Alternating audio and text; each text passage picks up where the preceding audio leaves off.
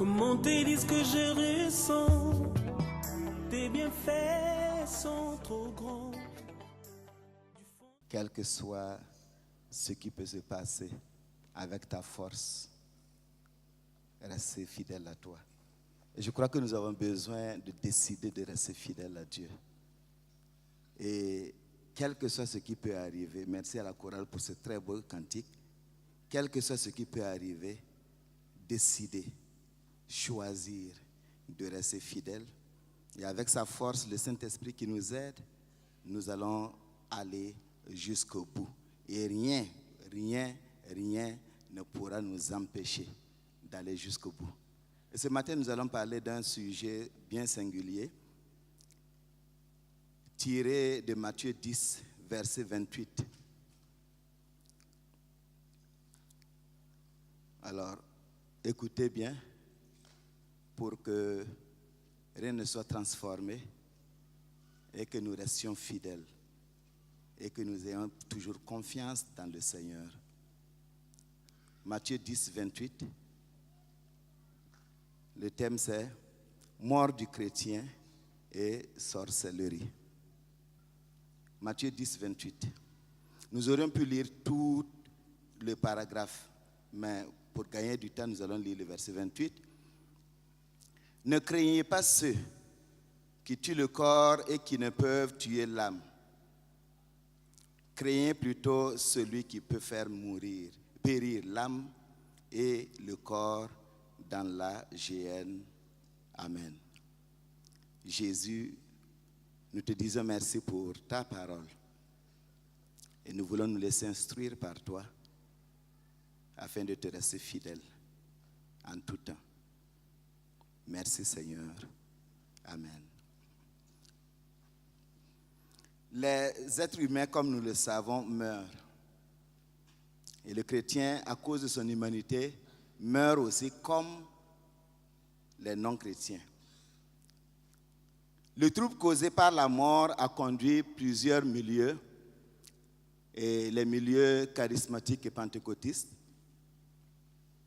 leur branche prophétique et visionnaire, à faire des investigations et entreprendre vraiment des investigations spirituelles pour parfois comprendre. Des sorciers ont été ainsi dévoilés. Des morts dus à leur action mystique ont été révélés et certains secrets ont été exposés dans des témoignages publics, dans des écrits et dans des enregistrements audio. On entend souvent dire que des sorciers ont investi une église donnée et qu'ils veulent manger, littéralement c'est le terme, des chrétiens et qu'ils sont même passés à l'acte ici et là. Notre objectif, ce n'est plus de discuter sur la question de la sorcellerie, nous savons qu'elle existe. Et dans sa dimension mangeur d'âme, elle existe. Et que ce soit celle que nous connaissons en Afrique ou bien les sorcelleries qui nous sont venues d'ailleurs, de l'Orient ou de l'Occident, tout cela existe dans leur dimension mangeur d'âme, etc. Mais que dit Jésus de la capacité de nuisance des sorciers dans le contexte de l'Église? Qu'est-ce que les sorciers, d'où qu'ils viennent, quelle que soit leur forme, que ce soit en franc-maçonnerie ou en rose-croix ou en écancare ou ailleurs, que peuvent-ils faire aux chrétiens? L'objectif de ce message, c'est que le chrétien ne soit ni hanté par la peur du sorcier, qui a été abusivement appelé mangeur d'âme, ni hanté par la peur de mourir, mais qu'il vive plutôt la paix de Jésus, la paix d'un enfant de Dieu, qui sait que sa vie appartient à Dieu, son Seigneur souverain et tout-puissant, et qui choisit de lui rester fidèle jusqu'au bout. Parce que dans Romains 14, verset 8, il dit « Car si nous vivons pour le Seigneur, et si nous mourrons pour le Seigneur. Soit donc que nous vivions, ou soit que nous mourions, nous sommes au Seigneur. » Je commence par un témoignage Et je rends grâce à Dieu, et Dieu a fait en sorte que l'un qui est impliqué est là, mon grand frère. Dans le village de mon enfance à Pompoy, où mon papa était pasteur, j'ai connu plusieurs cas de mort dus aux sorciers. Lorsqu'une personne mourait, on le transportait sur la tête et il allait désigner celui qui l'a tué. Montage, pas montage, en tout cas il désignait quelqu'un. Et pour éradiquer les sorciers dans mon village, on a fait appel à un fétiche, le Douba, que le frère Youmou connaît. Et le Douba était chargé de trouver, de détecter, de nicher tous les sorciers du village. Et dans tous les villages de la région, à Bagassi et ailleurs, il y a d'autres fétiches qu'ils ont pris. Mais en tout cas, le Douba trouvait les sorciers et certains ont avoué, certains sorciers ont avoué avoir mangé 100 personnes, 200 personnes, 600 personnes, etc. Donc, ils ont déniché et c'était ainsi. Et ce qui peut être encore remarquable, c'est que lorsque nous étions enfants, nous nous levions la nuit pour nous soulager. On voyait des boules de feu de cette taille-là qui voltigeaient entre les arbres, sur les mimosas, les fromagers. J'étais petit et nous nous réveillions et on les regardait voler. Et mes aînés ont plusieurs fois vu des chiens rentrer dans le village très tôt le matin. Parce que pour rentrer, si le jour les trouvait un peu dans leurs activités, il faut se métamorphoser pour rentrer au village. Une de ces boules a même poursuivi mon frère Jacques et moi quand nous allions dans un village donné pour chercher de la farine de blé. On était en charrette, il était devant, près de l'âne, et moi j'étais derrière. Et la boule nous a poursuivis, et à 1 mètre près de nous, elle a bifurqué comme une étoile filante, elle est rentrée dans les bois. Et quand on a expliqué au papa, il a dit oui, c'est Jésus. Il ne peut pas nous atteindre. Alors, dans le village, plusieurs mouraient.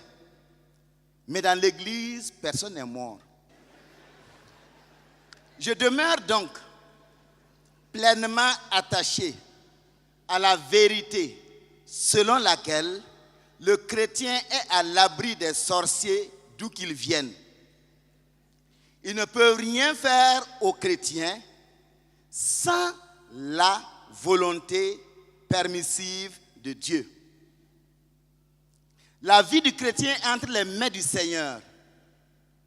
Toutefois, puisqu'on entend dire souvent que des sorciers ont tué, c'est-à-dire littéralement mangé un chrétien, et puisque dans certaines églises, il y a de la hantise et de la méfiance, il nous faut élucider la chose, donner une réponse biblique et théologique. Et nous rendons compte que l'enseignement de Jésus, que Matthieu a retranscrit ici tel que nous l'avons lu, il se trouve aussi dans Luc 12, verset 5. Et cet enseignement concernant les persécutions qui vont frapper les chrétiens que Jésus a envoyés dans le monde, cet enseignement permet d'en parler. Comment donc pouvons-nous expliquer le phénomène en partant de l'enseignement de Jésus? D'abord, rapidement, je vais donner une petite définition. L'homme, je vais dans ma conviction trichotomie, c'est-à-dire qu'il a 3 parties. Il a le corps, il a l'âme et il a l'esprit. Et le corps, c'est cet ensemble fait de chair et d'os qui est visible. Et c'est ce corps-là qui abrite l'âme et l'esprit. Sans être mauvais en soi, le corps est l'enjeu des puissances opposées, la chair et l'esprit. Et c'est pourquoi nous luttons toujours contre le péché. Il a été créé bon, mais à cause de la rébellion, il a été frappé et il s'est rebellé, il est devenu un corps de péché. Mais Jésus a pris ce corps, il est venu dans ce corps, dans un corps humain, pour pouvoir racheter tout l'être humain. Et le Saint-Esprit demeure dans ce corps, et c'est pourquoi on dit de ne pas livrer son corps à n'importe quoi. Il y a l'âme, qui est une partie immatérielle de l'homme, une partie immortelle. Le corps meurt, mais l'âme ne meurt pas. Il y a aussi l'esprit. Et l'esprit, c'est ce qui nous permet d'être en contact avec la divinité, avec Dieu. Esprit et âme sont très très liés. C'est pourquoi certains pensent que l'homme est fait de corps et d'âme, ou bien corps et esprit, et ainsi de suite. Alors, c'est dire que le corps est très important. Et ce corps qui est important comporte effectivement âme et esprit qui sont immortels, immatériels, alors que le corps est matériel et mortel. Si donc Dieu aime cet ensemble qu'il m'a donné, le corps qu'il m'a donné, comment la déclaration de Jésus qui dit « Ne craignez pas ceux qui tuent le corps et qui ne peuvent tuer l'âme », comment cette déclaration peut m'aider à situer la conséquence des attaques de mangeurs d'âmes lorsque l'on prétend qu'un chrétien est mort, envoûté par eux, tué par eux. Je crois que pour discuter de la question, cette question de l'offensive des sorciers contre les chrétiens, il est bon que nous partions d'axiomes, de vérités bibliques que vraiment personne ne peut enlever. La Bible dit d'abord, quand le péché est arrivé, Dieu a maudit le serpent, il a maudit la terre, mais il n'a pas maudit l'homme. S'il avait maudit l'homme, c'était difficile que Jésus vienne. Il n'a pas maudit l'homme, c'est la terre qui a été maudite. La malédiction a été prononcée contre ces deux éléments parce que Dieu aime le corps qui contient l'âme et l'esprit et qu'il a créé et qu'il a béni de façon particulière. Deuxièmement, Dieu aime la vie qu'il a donnée aux chrétiens. C'est pourquoi il va veiller sur le corps du chrétien, le corps qu'il m'a donné, qu'il t'a donné, en protégeant ce corps-là et en le conduisant vers de verts pâturages, nous en avons parlé, Psaume 23, et en le guérissant. Dieu n'abandonne pas son enfant. Il veille à ce que ce corps qui contient la vie puisse réellement aller de l'avant et évoluer selon le temps. Et enfin, Dieu aime le corps et la vie qu'il a donnée aux chrétiens. Il n'aime pas seulement la vie qu'il m'a donnée, mais il aime aussi ce corps qu'il m'a donné. Et c'est pourquoi dans le psaume 116, verset 15, il est dit « Elle a du prix aux yeux de l'Éternel la mort de ceux qu'il aime. » Lorsque survient la mort de son enfant, parce que Dieu aime ce corps et la vie qu'il a placée dans ce corps, il n'y a pas annihilation. La mort du corps n'est pas une cessation de relation avec Dieu. C'est pourquoi on dit de Dieu, selon Matthieu 22, 32, qu'il est le Dieu des vivants, il n'est pas le Dieu des morts. Il n'est pas le Dieu des morts. Par conséquent, bien que ce corps que Dieu aime meure, puisque Dieu aime ce corps, il va le ressusciter en le rendant immortel, en le rendant incorruptible, en le rendant parfait. Il va ressusciter parfait, incorruptible. C'est donc avec raison que Luc, comme Matthieu, vont déclarer « Ne craignez pas ceux qui tuent le corps et qui après cela ne peuvent rien faire de plus. Je vous montrerai qui vous devez craindre. Craignez celui qui, après avoir tué, a le pouvoir de jeter dans la géhenne. Oui, je vous le dis, c'est lui que vous devez craindre. » Luc 12, versets 4 et 5. Et je voudrais faire remarquer ceci. C'est que la portion, le péricope, où cette assertion a été donnée, que ce soit par Matthieu ou par Luc, dans cette portion, Jésus envoie ses disciples. Il les envoie en mission. Et il insiste sur la nécessité pour eux de ne pas se laisser gagner par la peur de ceux qui vont s'opposer à eux. Ils seront dans un monde hostile, mais il ne faut pas avoir peur. Et si nous voulons paraphraser Jésus, nous vous dirons ceci. Je vous envoie et même je vous laisse dans le monde pour que vous m'y représentiez et que vous parliez de moi. Sachez donc que ce que l'on m'a fait, on vous le fera aussi. On ira même jusqu'à enlever votre vie. Mais je vous le dis, ne les craignez pas. Malgré ce que l'on vous fera, malgré tous les types de morts que vous connaîtrez, confessez moi et moi seul. Je vais te rester fidèle. Ne donnez pas ma gloire à un autre en pliant le genou devant lui, quel que soit ce qui vous lie, que ce soit votre père, votre mère, votre quoi. Ne pliez pas le genou parce qu'il a dit de ne pas croire en Jésus. Parce qu'il a dit d'aller faire des choses qui sont immondes. Est-ce qu'il menace de tuer votre corps? Ok. Il ne peut détruire plus que le corps. Il ne peut pas aller au-delà. Ainsi donc, selon Jésus, il y en a qui peuvent tuer les chrétiens par divers moyens. Mais ils ne peuvent agir au-delà du corps. Dieu seul peut toucher au corps, à l'âme et à l'esprit.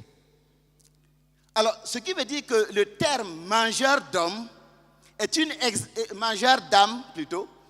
exagération. C'est une mystification de Satan qui s'attribue des pouvoirs qu'il n'a pas et qui veut plonger les hommes dans l'angoisse d'être envoûtés.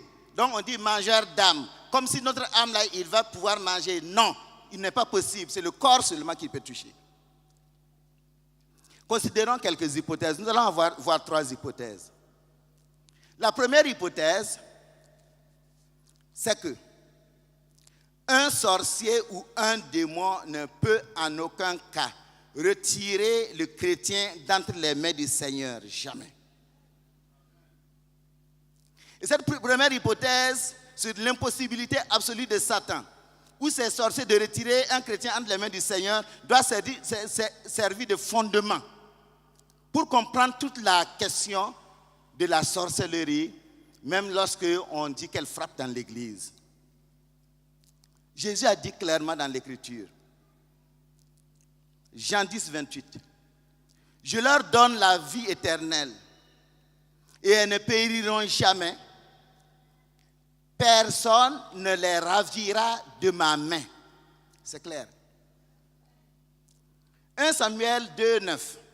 « Il gardera les pas de ses bien-aimés, mais les méchants seront réduits au silence, car l'homme ne triomphera point par la force. L'homme ne pourra pas triompher de vous par la force. » Et garde. Ésaïe 54, 17. « Toute arme forgée contre toi sera sans effet. Et toute langue qui s'élèvera en justice contre toi, tu la condamneras. Tel est l'héritage des serviteurs de l'Éternel, tel est le salut qui leur viendra de moi. » On a bien dit, nos responsables sont venus, ils ont parlé, nous tous nous sommes dans le service de l'Éternel. Et si tu es dans le service de l'Éternel en tant que chrétien, tu es chrétien, l'héritage, c'est qu'aucune arme forgée contre toi ne peut avoir un effet. Et Paul l'a dit, nous l'avons dit quand nous avons parlé il y a quelques semaines du psaume 23. J'ai l'assurance que ni la mort, ni la vie, ni les anges, ni les dominations, ni les choses présentes, ni les choses à venir, ni les puissances, ni la hauteur, ni la profondeur, ni aucune autre créature ne pourra nous séparer de l'amour de Dieu manifesté en Jésus-Christ, notre Seigneur. Rien. Romains 8, 38. Alors, ni dans l'Ancien Testament, ni dans les évangiles, ni dans les épîtres du Nouveau Testament, il n'a été mentionné que Satan ait pu retirer quelqu'un d'entre les mains de Dieu. Lorsque Moïse est mort sur la montagne, Jude, verset 9 nous dit que là, Satan est venu pour réclamer le corps de Moïse. Et l'archange Michel a dit non. Il l'a écarté, il a dit que l'Éternel te réprime. Le chrétien est invité à demeurer fidèle à son Seigneur. Il est invité à garder confiance, car en aucun cas Satan ou un quelconque sorcier ne peut le retirer d'entre les mains de son Dieu. Notre sécurité est infaillible. En Jésus, nous sommes en sécurité. Restons donc calmes, soyons sereins. Et même si tout l'enfer se lève contre nous, restons calmes. Nous pouvons avoir à souffrir, mais aucune puissance ne peut nous enlever des mains du Seigneur.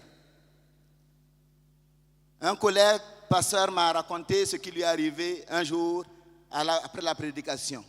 Il a prêché et quelqu'un est venu, un membre de l'église, quand il l'a regardé, il savait que lui, son regard n'est pas bon. Il a senti ça automatiquement. Mais l'Esprit de Dieu était sur lui, il a prêché avec puissance. Et quand il a fini, du coup, dès qu'il a fini, c'était la fièvre, une paralysie. Il avait du mal à pouvoir aller s'asseoir. Il s'est débrouillé, il s'est assis. Et du coup, la fièvre est tellement montée qu'on l'a amené en clinique très vite.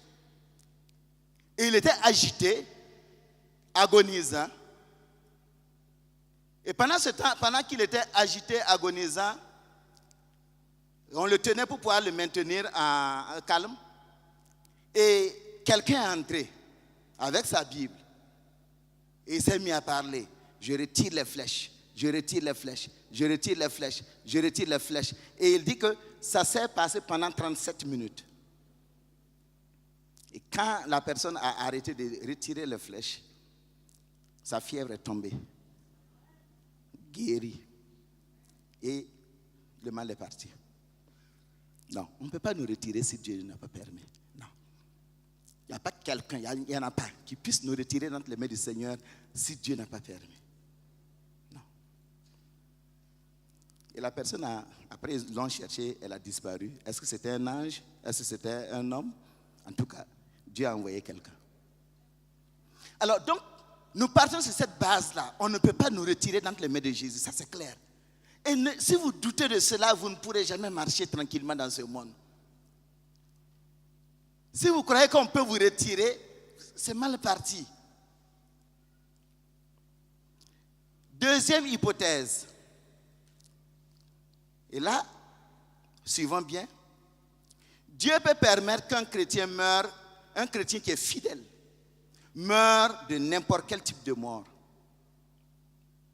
La mort du chrétien qui marche avec son Dieu peut survenir de n'importe quelle source, bien qu'il soit resté fidèle à son Dieu. Et ici, le terme fidèle ne signifie pas que la personne ne commet pas de péché. Il n'y a pas un homme qui ne commet pas de péché. Et Jean nous dit, 1 Jean chapitre 1er, nous dit ceci, à partir du verset 7 jusqu'au chapitre 2, verset 2. Il dit, si nous marchons dans la lumière, comme il est lui-même dans la lumière, nous sommes mutuellement en communion. Et le sang de Jésus et son Fils nous purifie de tout péché. Si nous disons que nous n'avons pas de péché, nous nous séduisons nous-mêmes. Et la vérité n'est point en nous. Si nous confessons nos péchés, il est fidèle et juste pour nous les pardonner et pour nous purifier de toute iniquité. Si nous disons que nous n'avons pas péché, nous le faisons menteur et sa parole n'est point en nous. Mes petits enfants, je vous écris ces choses afin que vous ne péchiez point. Et si quelqu'un a péché, nous avons un avocat auprès du Père, Jésus-Christ le juste. Il est lui-même la victime expiatoire pour nos péchés, nous et ceux du monde entier. C'est pour dire que celui qui marche, qui est fidèle au Seigneur, comme la chorale l'a chanté, il va lui arriver de tomber dans le péché, de commettre un péché. Mais une telle personne ne reste pas dans le péché. Elle se laisse interpeller par le Saint-Esprit et elle répare, elle confesse son péché, elle demande pardon sans attendre. Elle ne s'amuse pas avec le péché. Elle est tombée, elle pleure, elle demande à Dieu, pardonne-moi, et le Seigneur lui pardonne. Au regard de la déclaration de Jésus, lorsqu'il dit « Ne craignez pas ceux qui tuent le corps et qui ne peuvent tuer l'âme », on peut donc supposer qu'un chrétien, bien qu'il marche bien avec son Dieu, peut mourir de n'importe quelle origine à cause de sa foi. Outre la maladie naturelle, il nous semble que l'on peut attenter à sa vie et faire mourir son corps, que ce soit par un crime sanglant ou par des sortilèges. Mais comme Jésus l'a dit, il s'agit simplement ici de la mort du corps. L'âme va se reposer auprès du Seigneur au paradis. Luc 23, 43. Alors, comment Dieu, c'est ça la question, comment Dieu peut-il permettre qu'un chrétien meure suite à des sortilèges de sorciers, tout comme l'on meurt par pendaison? On a pendu des chrétiens, par crucifixion, par le bûcher, on a brûlé des chrétiens jusqu'à ce qu'ils meurent. Comment Dieu peut-il le permettre? Bien aimé, il est difficile d'expliquer, de vouloir expliquer tout ce qui est fait par notre Dieu souverain et tout-puissant. Il y a des choses que nous ne comprenons pas, mais nous savons que cela arrive. Alors, nous allons essayer de proposer pourquoi ça peut arriver. D'abord, l'enfant de Dieu peut ainsi mourir parce que la durée de sa vie est atteinte. C'est simple. C'est arrivé. Il est temps, selon le plan divin, qu'il aille se reposer dans la maison céleste. Et comme Jacques a dit, notre vie est, vous êtes une vapeur qui paraît pour un temps et qui ensuite disparaît dans Jacques 4, 14. Donc, c'est arrivé et il s'en va.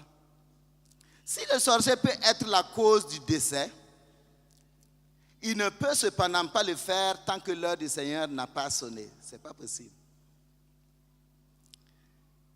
Dans les religions traditionnelles, on dit que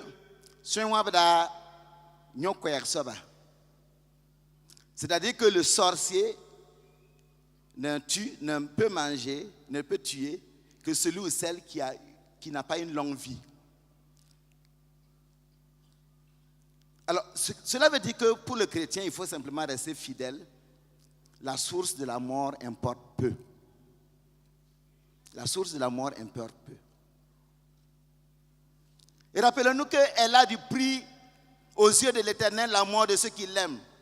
Si donc ta vie et ta mort ont de la valeur pour lui, il ne peut permettre que l'on attende à ta vie sans sa permission. Et s'il permet, c'est parce que ton heure est venue. Ne crains pas. Ne crains pas le sorcier. Il ne peut pas décider de la durée de ta vie. C'est Dieu seul qui décide de la durée de la vie d'un homme. Aucun sorcier, même s'il est dans votre cour, même s'il se couche avec vous, il ne peut pas décider de la durée de ta vie. C'est Dieu seul qui décide de la durée de ta vie. Deuxièmement, on peut penser que c'est possible parce que, quelle que soit la forme ou la source d'une mort, rien ne peut nuire à la gloire de Dieu. Mourir de sortilège opéré par des sorciers ne signifie pas que le sorcier qui a tué est plus fort. Non. Non.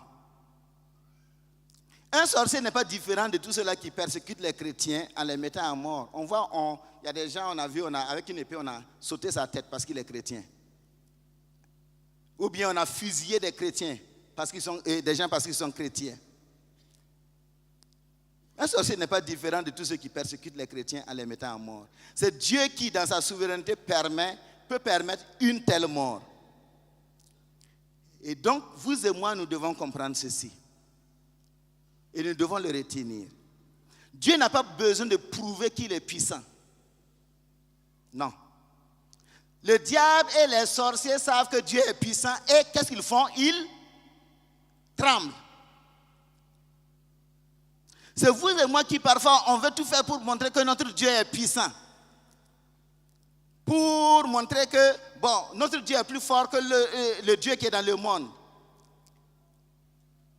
Parfois c'est pour montrer que la puissance des ténèbres sache que, en tout cas, mon Jésus est plus fort. Ou bien les non-croyants sachent que notre Jésus est plus fort. Et parfois c'est pour nourrir aussi notre orgueil de chrétien. Mais Dieu n'a pas besoin qu'on prouve qu'il est fort. Il est fort, c'est tout. Il n'a pas besoin. Que ce soit un sorcier ou bien un camion qui a marché sur vous, Dieu n'a pas besoin de prouver qu'il est fort. Dieu est fort. Et donc, il peut permettre que n'importe quelle situation puisse aller. Mais, quand on dit que quelqu'un a été mangé ou tué par un sorcier, ça dérange. Mais n'oubliez pas, Dieu est souverain et ses voies sont insondables. Et ça ne diminue pas Dieu, ça ne diminue pas l'Église, ça n'affaiblit pas l'Église. Dieu est là, son Église est là et le chrétien est là. Troisième raison pour laquelle on peut penser que Dieu peut permettre, c'est que si un sorcier frappait et tuait, il ne peut toucher qu'au corps.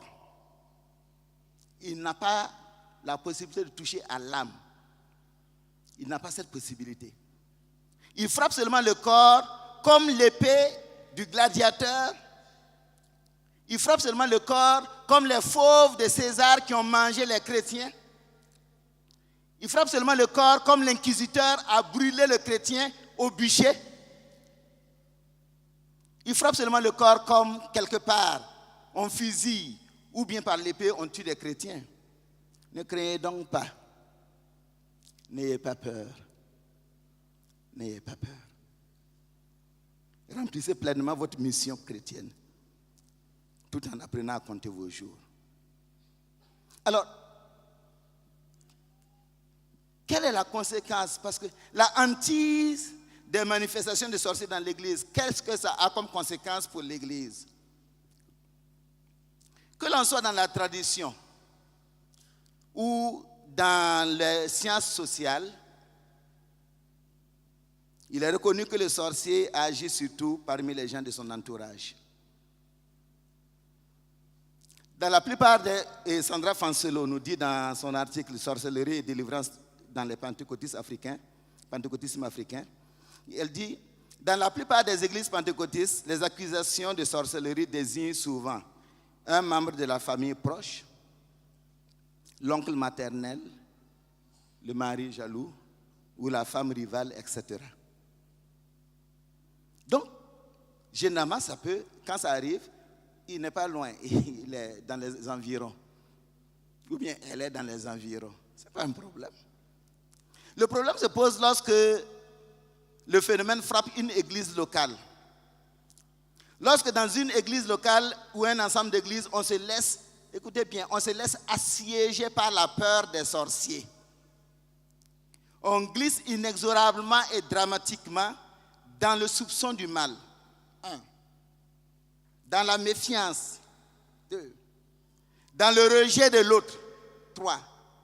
Et dans la mort de l'amour fraternel. C'est ça les conséquences de la hantise, d'avoir des sorciers au milieu de nous. Et c'est ça d'ailleurs que le diable voulait produire. Son plan était de produire une église qui est désagréable au Seigneur, où les gens, chacun se méfie de l'autre. Et je t'ai dit de ne plus aller chez cette femme-là.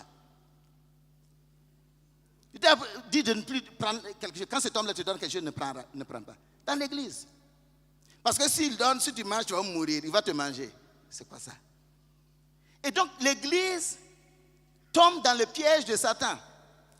Parce qu'il veut que les gens deviennent soupçonneux, c'est-à-dire méfiants l'un envers l'autre. Et c'est en partie pour cela que Jésus va dire, parce que l'iniquité se sera accrue, l'amour du plus grand nombre se refroidira. Matthieu 24, 12. Lorsqu'on parle beaucoup des sorciers, l'amour meurt dans l'église. Parce qu'on a peur, on a plus confiance en son voisin.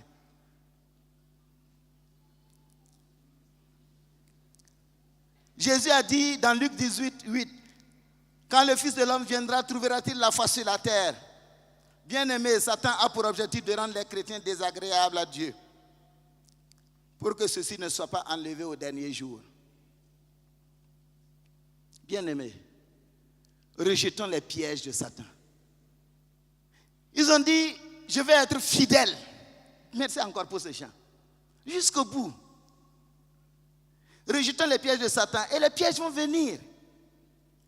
Et l'élément, quand on parle de sorcellerie, effectivement, c'est un gros piège de Satan. Le soupçon du mal, la méfiance, on se méfie de l'autre. On rejette l'autre parce qu'il semble que, vous voyez, et l'amour, la perte de l'amour fraternel. Satan veut installer ces choses dans les églises. Et c'est pourquoi vous et moi, nous devons nous tenir d'une main d'amour. Un sorcier ne peut rien te faire si le Seigneur souverain ne le permet pas. Lorsque Balaam a voulu maudire Israël, quand il ouvre la bouche, quand il parle, il bénit Israël. Si le Seigneur permet que le sorcier puisse frapper ton corps, c'est parce qu'il sait qu'il ne peut pas toucher à ton âme. Tu n'as rien à craindre. Mourir n'est pas ça c'est pas ça le problème. C'est où tu vas, c'est ça le problème. Nous avons des bien-aimés qui nous ont quittés, qui nous ont dévancés dans le Seigneur. Notre sœur Assetou qui se repose auprès du Seigneur. Notre frère l'ancien qui se repose auprès du Seigneur. Vous croyez qu'ils veulent revenir ici? Non. Dieu ne nous dit pas de courir vers la mort. Mais si nous sommes morts, nous ne perdons rien. Tu n'as rien à craindre. C'est pourquoi il ne sert pas que dans une église, on se mette à chercher les sorciers qui sont dans l'église. Quand on commence à chercher les sorciers qui sont dans l'église, on entre dans le jeu de Satan et on tombe dans le piège du Satan et on tue l'église en même temps. Cherchons plutôt la gloire de Dieu en nous soutenant les uns les autres. Il m'a regardé d'un regard bizarre. Je vais l'aimer, je vais prier pour lui. Il m'a donné à manger. Je prie et je mange. Il n'y a rien. Retenons aussi ceci. C'est que quand on parle de hantise, ou bien parce que des gens sont morts et qu'on a dit qu'il est mort de par un sorcier, ce n'est pas toujours que c'est vrai. Satan est fort, il est malin. Il sait de feinter les gens. Ce n'est pas toujours que c'est vrai. En tant que père du mensonge, le diable peut introduire un mensonge et prétendre à l'existence de sorciers là où il n'y en a même pas. Et c'est ainsi que dans le contexte traditionnel, vous savez bien qu'on a accusé des vieilles femmes. On les a lapidées et on les a bannies. Alors que le mort est mort naturellement, tranquillement, on dit que voilà, c'est cette vieille, regardez ces yeux-là, c'est elle. Et on l'a fait sortir du village. Et on a brûlé sa maison. Et le comble, c'est quoi? Au village, on le fait. Et on a transporté l'esprit du village dans l'église. Tout cela, je vous invite, les prieurs prophètes, ceux qui disent qu'ils ont entendu de Dieu là, faites attention à ce que vous dites et à ce que vous faites. Ne mentez pas. Il y en a qui ont menti, qui n'ont pas vu, qui n'ont pas su, qui n'ont pas reçu de Dieu, mais qui ont pris leur supposition et ils ont accusé disant qu'il y a un sorcier dans une église. Et ils ont installé Satan dans cette église.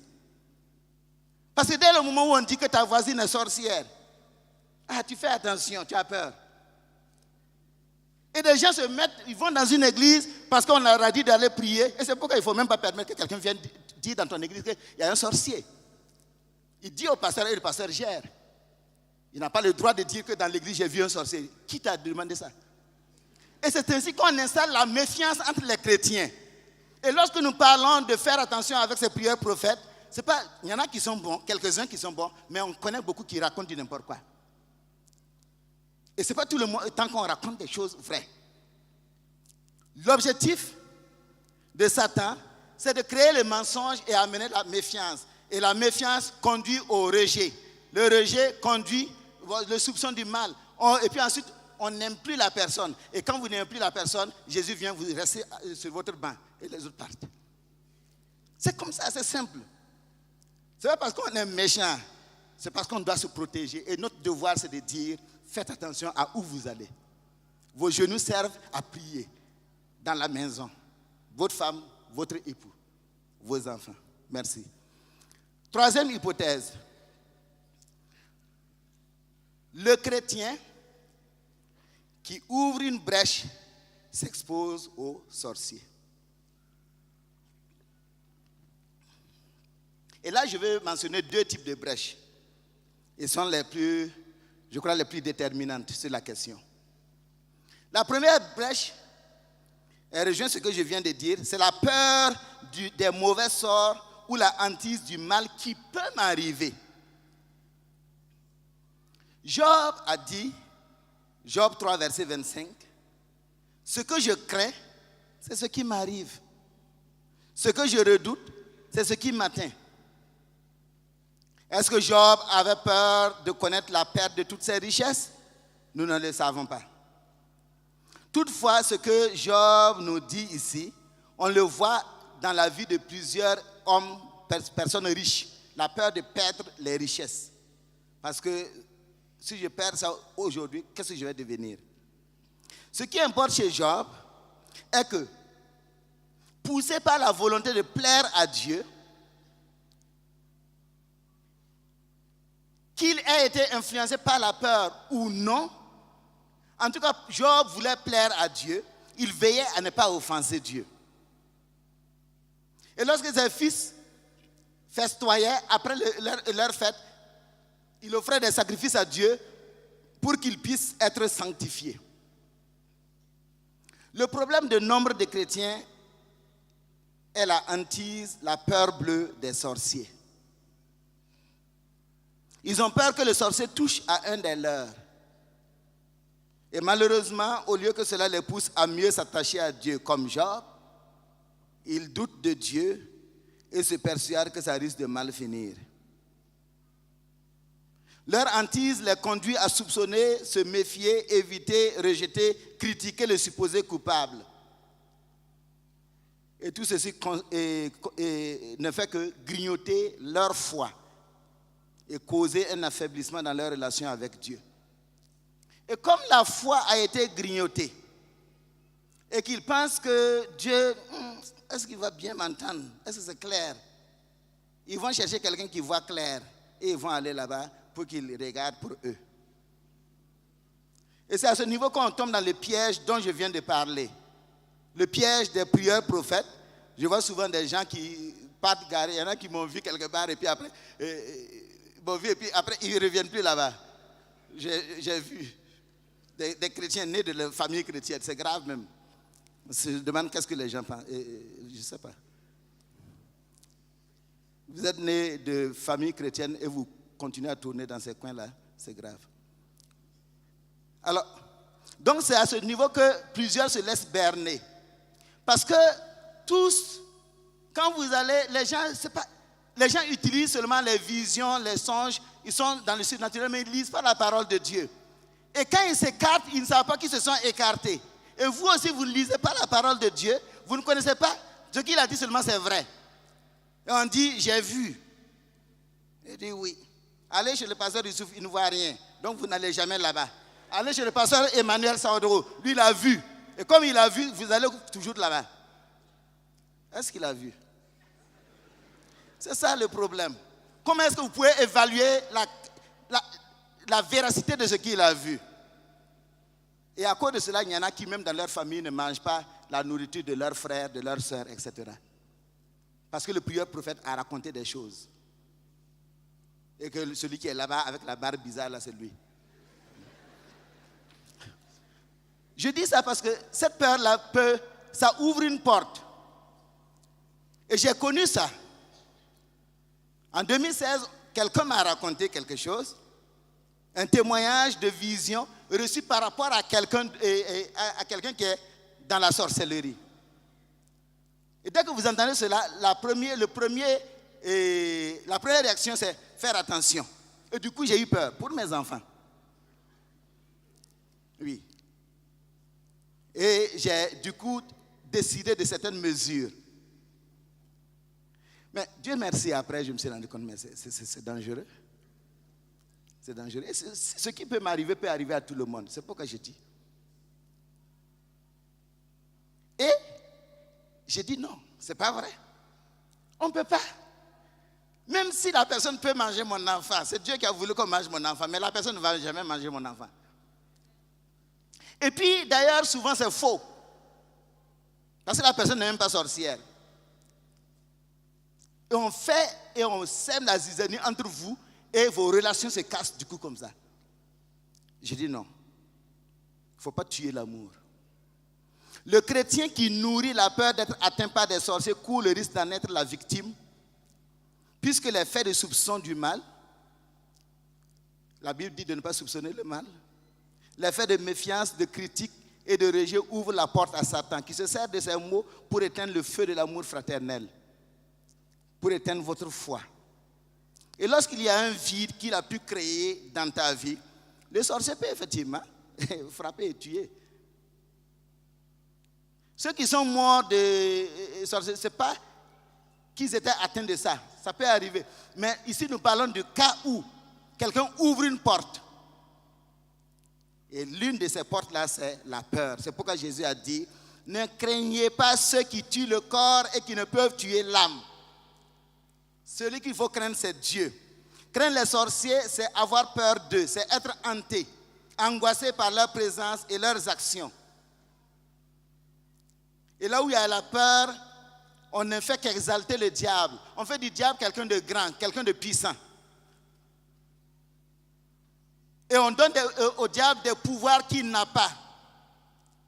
On lui donne des possibilités qu'il n'a pas. C'est comme s'il est libre de faire ce qu'il veut. Non, il n'est pas libre de faire ce qu'il veut. Celui qui fait ce qu'il veut, c'est Dieu. Dieu seul. Et Satan veut que nous puissions croire que lui, il peut faire ce qu'il veut. Et cette peur-là, maintenant, vous rend désagréable au Seigneur. Et le sorcier profite de ça maintenant pour vous faire du mal. Ce que nous devons faire, c'est craindre Dieu, respecter Dieu, honorer Dieu, aimer Dieu. Et rien ne peut nous arriver quand nous sommes en Dieu. Deuxième brèche. Donc, je cite deux brèches. La première, c'est la peur d'être tué par un sorcier. Ça, c'est dangereux. La deuxième brèche, c'est la vie dans le péché. La vie sans repentance ou de repentance hypocrite. L'évidence est bien établie. Il n'y a pas de chrétien qui ne pêche pas. 1 Jean, comme nous l'avons dit là, nous a fait comprendre cela. Et on demande pardon et il nous pardonne. Mais le même Jean continue dans 1 Jean 3, versets 5 à 10. Et il dit, vous le savez, Jésus est apparu pour ôter les péchés et il n'y a point en lui de péché. Quiconque demeure en lui ne pratique pas le péché. Quiconque pratique le péché ne l'a pas vu et ne l'a pas connu. Petit enfant, que personne ne vous séduise. Celui qui pratique la justice est juste comme lui-même est juste. Celui qui pratique le péché est du diable, car le diable pêche dès le commencement. Le Fils de Dieu est apparu pour détruire les œuvres du diable. Quiconque est né de Dieu ne pratique pas le péché parce que la semence de Dieu demeure en lui. Et il ne peut pécher parce qu'il est né de Dieu. C'est par là que se font reconnaître les enfants de Dieu et les enfants du diable. Quiconque ne pratique pas la justice n'est pas de Dieu, ni celui qui n'aime pas son frère. C'est bien clair. 1 Jean 1 dit que on ne peut pas dire qu'on n'a pas de péché. Il nous arrive de pécher. Et si tu sens que tu as commis un péché, tu demandes pardon au Père. Point. Et il pardonne, c'est fini. Mais là, il dit, il ne pratique pas le péché. Ici, il est question de vivre dans le péché, demeurer dans le péché. Il n'est pas question d'une chute dans la marche, mais il est question d'une... En fait, on est couché dedans. On a choisi de pécher, de vivre dans le péché. Et lorsque même on se confesse sommairement, parce que, juste pour se confesser. Et quand on dit devant la Sainte Seine que voilà, parce que beaucoup sont morts, et donc chacun arrange vite pour ne pas mourir, vous allez mourir. Parce que si on vit dans le péché, on demeure et on peut pratiquer.